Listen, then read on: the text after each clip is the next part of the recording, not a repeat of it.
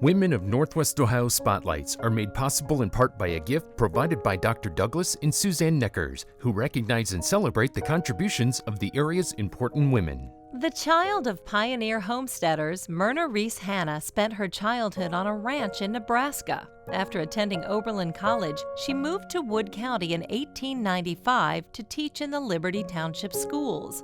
She and her husband operated a general store in Rudolph, Ohio for 23 years before moving to Bowling Green. She was elected to the Ohio General Assembly 9 years after the 19th Amendment was added to the Constitution, an effort in which she had participated.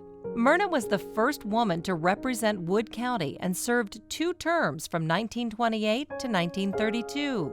With passage of the Edmund Hanna Bill, Kent and Bowling Green normal colleges became state colleges and later universities. In addition, she worked for revising tax laws, completing dam work to protect the Grand Rapids area, and acquiring the land for Fort Meigs.